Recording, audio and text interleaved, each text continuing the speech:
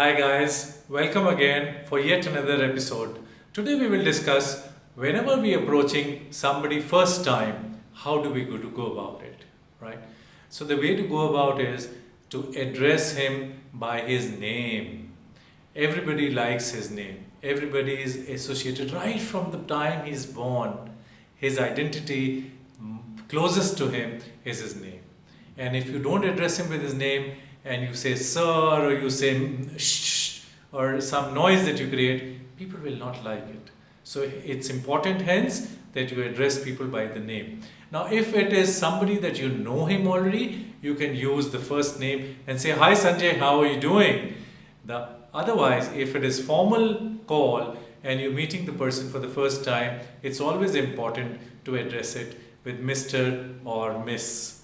Now, the moment you use these prefix to start with, you should ensure that you attach it with the surname. So it's never Mr. Sanjay, it's always Mr. Anand. How are you, Mr. Anand? That's the way to use it. Now that's the first approach that you should have is, so it should be always address it with his surname first and attaching as Mr. He would like it. And depending on the hour of the day, you can address him as Mr. Anand. Good morning to you. After you have addressed him and you have exchanged names, it's also important while doing that you shake hands with him. Now, not necessary in case of opposite sex so much. You have to be careful when you're shaking hands because there's some women who would not appreciate being touched. So which is okay, which is what is the right thing. So, but in case of same sex, you should always shake hands. And in shaking hands, you should always ensure that it is firm. If you shake hands, you must have noticed if there are people who shake hands very loosely, it feels so uncomfortable. What are you communicating with a loose hand? You're communicating that this man can be suspected. He is not the right person that you would like to depend. So it's important that when you shake hand, it should be a firm shake. Now, firm shake does not mean another extreme that you shake hand absolutely very hard. No, don't do that. Because then that is also very irritating to the person. So shake hand in such a way that the other person feels oneness, he feels belongingness. So basically shaking hands only means that you trust me and I trust you. That is the way it need not be squeezing somebody's hand, but it needs to be a firm hand. Now, what have you done? You have addressed the person, you have shown oneness, you have shown that I trust you, you trust me. Once you have built a trust, the next thing is, obviously he's going to invite you sitting in a sitting area. Now, if it is in an office, which is obviously the only option you're left with is sitting opposite to him. But psychologically it is understood that sitting opposite also makes an individual having something against you.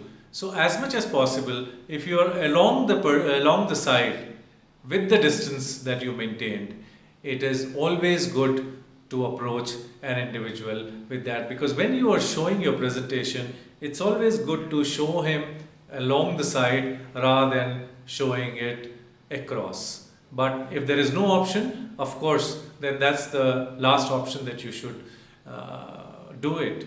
Then after that, once you've settled down, you have already built a rapport with him, what you need to do, whenever you speak to the person, it is important that you speak clearly. Now, over the years, from the time we were born, we have seen various environments, and the most influenced environment that we have been is our own home, where we've seen our parents talking in a particular manner. So if you have some houses where the parents talk in a very loud fashion from one room to another, you learn the same thing and you start talking loudly.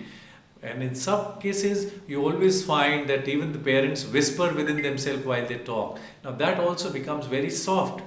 What I'm trying to tell you is that we need to learn frequency modulation. Neither it has to be very high, which will make it very irritating, nor it has to be very soft that the person can't even hear it. So the communication has to be at a particular volume, and there should be a frequency modulation where you have a high and low pitch, and not one monotonous way of talking, because even monotonous way of talking will bore the other individual. So there has to be expressions where you have your highs and low while talking to the individual. So that's the way you start conversation, with a proper frequency, and also speak clearly. It's important that you speak clearly, confidently, because whatever you say, if your confidence is what the other person accepts it and decides on the basis of your expressions. So speak clearly, convincingly, and with confidence. If you do that, your approach is absolutely the right way. Thank you.